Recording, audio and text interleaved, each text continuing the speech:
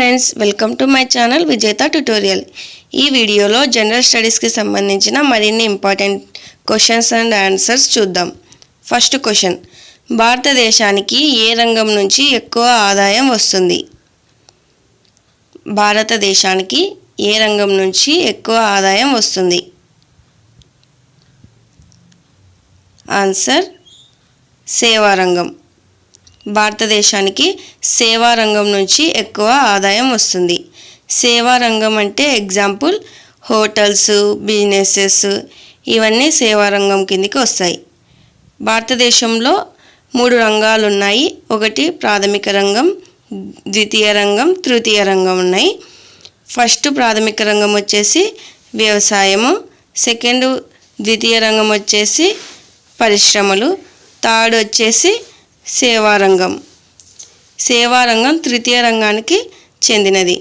So భారతదేశానికి సేవారంగం నుంచి ఎక్కువ ఆదాయం అనేది వస్తుంది. నెక్స్ట్ క్వశ్చన్, ఒడిస్సాలో పుట్టి ఏపీలో ప్రవహించే నదులు ఏవి? ఒడిస్సాలో పుట్టి ఏపీలో ప్రవహించే నదులు ఏవి? ఆన్సర్ నాగావళి మరియు వంశధార. ఈ 2 నదులు ఒడిస్సాలో పుట్టి ఏపీలోని శ్రీకాకుళం డిస్టిక్ ద్వారా మన ఏపీలోకి కలుస్తాయి. ఆ 2 నదులు నాగావళి మరియు వంశధార నదులు. నెక్స్ట్ క్వశ్చన్, పేస్ మేకర్ అనేది ఏ అవయవానికి సంబంధించినది?